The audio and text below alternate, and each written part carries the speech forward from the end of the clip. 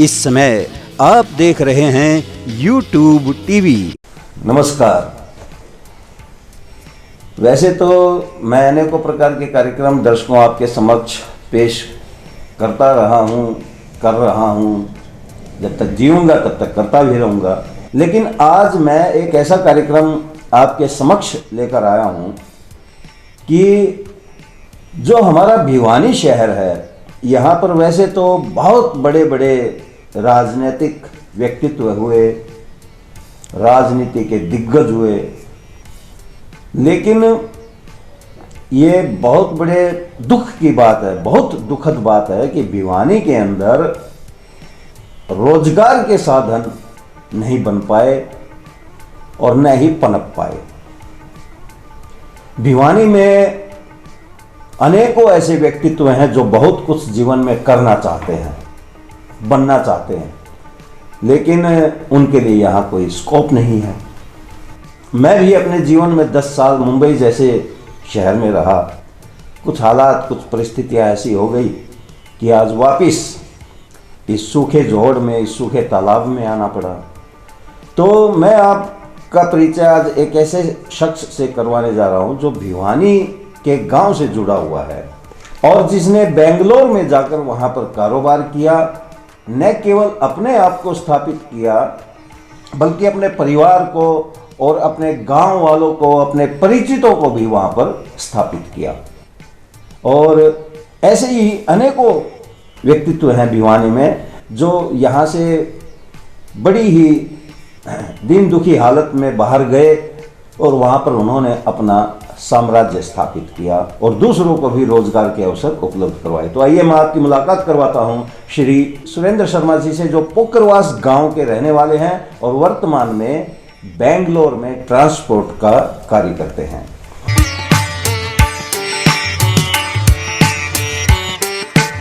सुरेंद्र जी, सबसे पहले तो मैं आपका हार्दिक स्वागत करता हूं हमारे चैनल पर। और अमन जी, हम भी आपके बहुत बहुत आभारी हैं जो आपने हमारे लिए इतना कीमती समय निकाला। और YouTube पे सभी दर्शकों का भी हम स्वागत करते हैं, अभिनंदन करते हैं जो अमन जी ने आज हमारे लिए इतना कीमती समय दिया। बेंगलोर में कौन सी भाषा बोली जाती है? बेंगलोर एक्चुअली कर्नाटका की राजधानी है, तो आप वहाँ पे कन्नड़ भाषा बोली जाती है। कन्नड़ भाषा में जरा हमारे दर्शकों का अभिवादन करें। ನಮಸ್ಕಾರಗಳು ಎಲ್ಲರ ಯೂಟ್ಯೂಬ್ ಚಾನಲ್ಗೆ ಅಭಿನಂದನೆಗಳು. ಎಲ್ಲರೂ ನಮ್ಮನ್ನು ಕೋಸಿ ಕಡೆಯಿಂದ ನಮಗೆ ಇದು ಟೈಮ್ ಸಿಕ್ಕಿದೆಯಾ, ಒಳ್ಳೆಯದು. ನಿಮಗೆ ನಮಸ್ಕಾರ ಮಾಡೋಕ್ಕೆ ಇವ್ರಿಗೆ ದೇವರು ಸ್ವಲ್ಪ ಒಳ್ಳೆಯದು ಮಾಡಲಿ, ನಿಮ್ಮ ಯೂಟ್ಯೂಬ್ಗೆ ಪಾಪ ಒಳ್ಳೆಯದು ಮಾಡಲಿ. ಈ ಕರ್ನಾಟಕ ಭಾಷಾ ನಿಮಗೆ ಅರ್ಥ ಆಗಲ್ಲ ಅಂದರೆ ನಾನು ಹಿಂದಿಯಲ್ಲಿ ಹೇಳ್ತೀನಿ. अभी जो हमने अमन जी के रिक्वेस्ट से जो कन्नड़ में बात की है जी, तो इसका अर्थ है कि हम आपको सभी YouTube के चैनल पे अभिनंदन करते हैं और अमन जी का भी जो इतना कीमती समय दिया और आपके सामने ये 4-5 वर्ड कर्नाटक भाषा के। वैसे तो हमको बहुत सी लैंग्वेज आती हैं कि हमारा ट्रांसपोर्ट से संबंधित है। सुरेंद्र जी, मैं चाहूँगा कि आप बेंगलोर में क्या काम करते हैं और किस प्रकार से करते हैं, इसके अलावा जो आप समाज के प्रति जो सेवा कार्य कर रहे हैं उन पर भी प्रकाश डालें। बेंगलोर के अंदर हमारा जेसी रोड पे अनुज कार्गो कैरियर के नाम से है, जो मदन अग्रवाल जी अपने हरियाणा से ही हैं। और इन्हीं के जो दोस्त हैं पशुपति रोड कैरियर, जो नेपाल का भी कार्य करते हैं जी।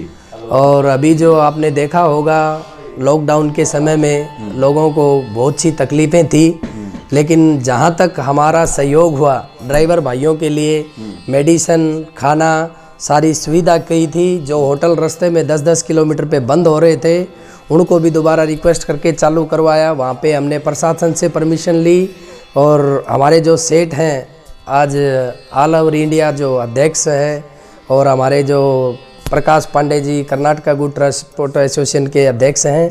और बहुत सी ऐसी संस्था है ट्रांसपोर्ट में जो मेडिकल का और इसका जो आपसे यातायात से संबंधित जो भी समस्या होती है उनका समाधान करते हैं वो लोग। और मेरा सौभाग्य है कि आज जो जिस कंपनी में मैं कार्य कर रहा हूँ वो सेठ आज बहुत अच्छी संस्था से जुड़े हुए हैं, अच्छे अच्छे कार्य कर रहे हैं और आगे भी सहयोग देंगे वो।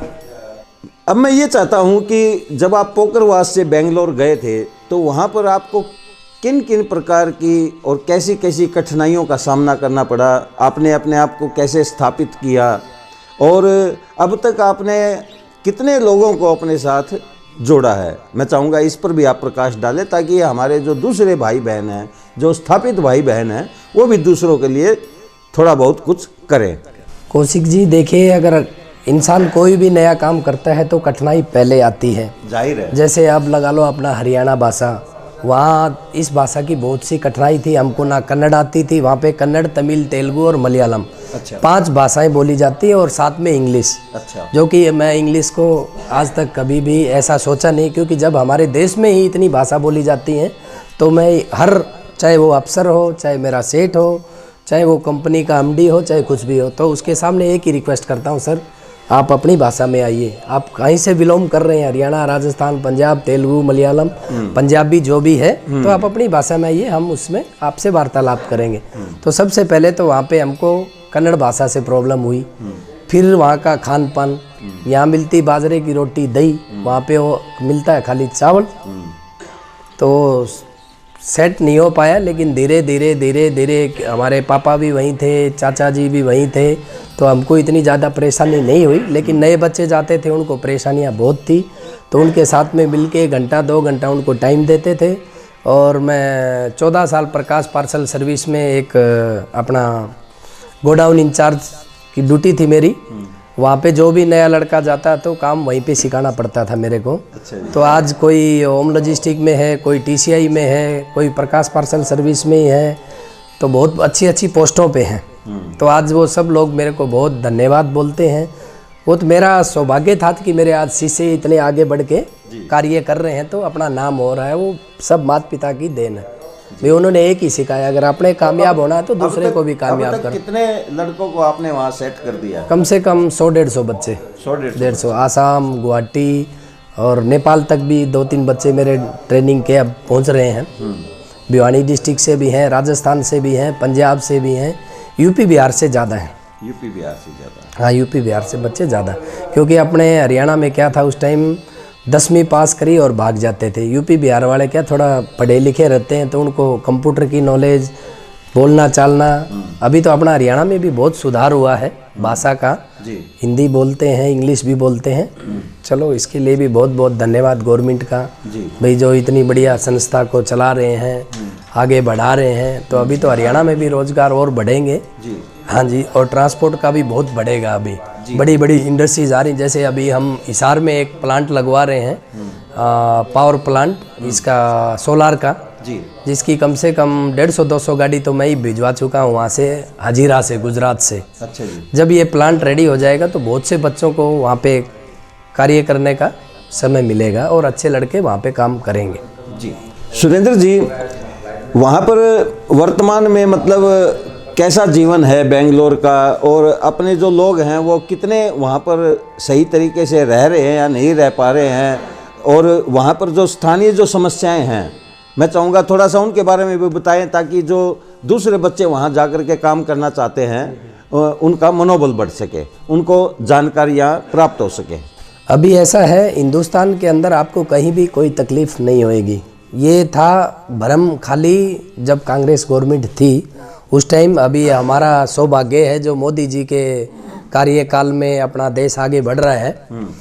अभी किसी को भी कोई धर्म से वो नहीं है, और हर प्रकार से हर जगह हर हेल्प मिल रही है, चाहे वो कोई भी डिपार्टमेंट हो, सरकारी हो, प्राइवेट हो, तो कोई ऐसी समस्या नहीं है। हम तो बोलते हैं बच्चों को, आओ आगे बढ़ो, आप भी आगे बढ़ो और कंपनियों को भी आगे बढ़ाओ, चाहे आप गवर्नमेंट जॉब में हैं, चाहे आप मिलिट्री में हैं, चाहे कुछ भी है, जहाँ भी हर आदमी को जो भी कार्य है देश की सेवा का है, चाहे वो प्राइवेट हो, ट्रांसपोर्ट हो, या फिर आपकी मिलिट्री हो, या डॉक्टरी का हो, या कोई भी हो, तो आप देश के लिए सोचो, आगे बढ़ो, और आपने अपने आप को भी आगे बढ़ाओ और देश को भी आगे बढ़ाओ। कौशिक जी, क्या बात है, क्या बात है। सुरेंद्र जी, आपने अपने व्यक्तित्व के बारे में, अपने कृतित्व के बारे में हमारे दर्शकों को जो जानकारी दी है उसके लिए मैं आपका शुक्रिया अदा करता हूं, आपका बहुत बहुत आभारी हूं। और भगवान ने कभी चाहा तो आप भी बेंगलोर, दाना पानी हुआ तो बेंगलोर मैं भी आऊँगा और आपके सेठ जी का भी इंटरव्यू लूँगा। तो सुरेंद्र जी, आपका बहुत बहुत शुक्रिया, बहुत बहुत धन्यवाद। कौशिक जी, आपका भी बहुत बहुत धन्यवाद। आपके दर्शकों का भी बहुत बहुत धन्यवाद जो आपने इतना कीमती समय हमारे को दिया। बोलो भारत माता की जय। तो ये थे श्री सुरेंद्र शर्मा जी, जो भिवानी के पोकरवास गांव से जाकर के और आज बेंगलोर में बहुत अच्छे तरीके से अपना जीवन यापन कर रहे हैं और दूसरे बच्चों को भी सेट कर रहे हैं। यदि आपके आसपास में भी कोई इस प्रकार की हस्ती हो तो उसके बारे में हमें बताइएगा। मैं कोशिश करूंगा कि उसके व्यक्तित्व, उसके कर्तृत्व के बारे में आप तक तमाम जानकारियाँ पहुँचे। इसी प्रकार की एक और हस्ती के साथ मैं आपके सामने फिर पेश होऊंगा। तब तक मुझे अमन कौशिक को दीजिए इजाज़त। जय हिंद। देखो, आज यहाँ पे जो मंदिर की स्थापना हो रही है, बड़े बड़े महाराज जी हैं, बड़े बड़े विद्वान हैं। भिवानी नगरी को छोटी काशी के नाम से भी जाना जाता है और यहाँ पे बहुत बहुत बड़े तपस्वी भी हुए हैं। उनके सहयोग से और महाराज जी, मौनी महाराज जी के आशीर्वाद से आज ये जो कार्य हो रहा है, इसमें हमको बहुत ही माई महाराज जी बहुत ही हर्ष उल्ले हो रहा है और बहुत ही हमारी आत्मा को भी शांति मिल रही है कि प्रसन्न हो रहे हैं हम, क्योंकि हमारा हरियाणा वैसे तो बहुत ही पूजनीय भूमि है। ये पूरा भारत ही पूजनीय भूमि है, लेकिन इसमें हरियाणा की कुछ विशेषताएं हैं जो आप सब लोग जानते भी हैं। महाराज जी भी उनका प्रचार करते रहते हैं, चाहे वो राष्ट्रहित में हो, चाहे वो भक्ति में हो, चाहे शक्ति में हो। कुरुक्षेत्र भी यहीं से, हरियाणा से ही है।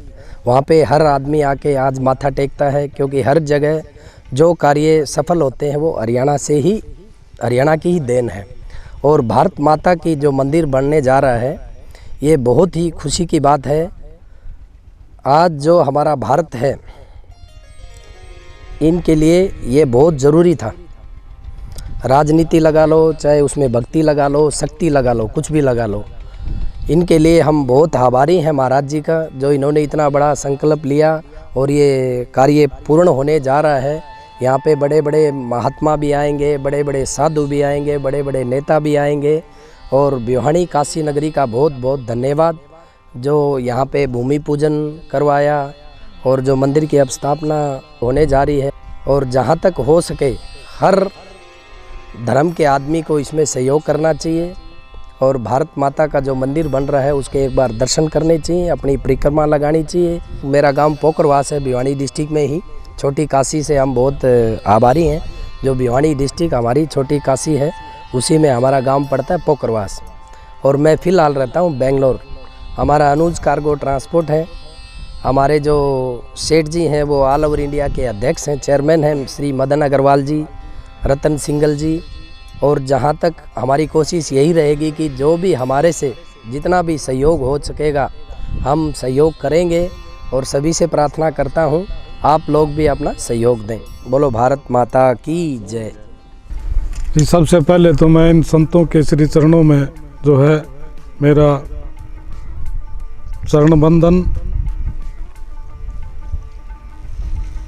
जो महाराज जी ने संकल्प लिया हुआ है अखंड भारत माता मंदिर बनाने का, मैं परमपिता परमात्मा से, माँ गंगा माई से आशीर्वाद मांग करके मैं ये चाहता हूँ मेरे दिल से, महाराज जी का जो सपन है, जो इन्होंने देखा है अखंड भारत माता मंदिर के लिए, वो इनका 10 गुना ज़्यादा बने। और हमारे लिए महाराज जी जहाँ भी जिस प्रकार की भी जो ड्यूटी लगाएंगे, हम अपने तन मन और जो परमात्मा ने प्रसाद दिया है उसको महाराज जी के आगे बैठ के कहते हैं हम कोई चीज़ छुपा के नहीं रखेंगे। हमें चाहे कार सेवा करनी पड़े, यहाँ पर चाहे मजदूरी करनी पड़े, जैसे भी हैं हम महाराज जी के साथ हैं। धन्यवाद, बहुत बहुत धन्यवाद। भारत माता की, भारत माता की, भारत माता की।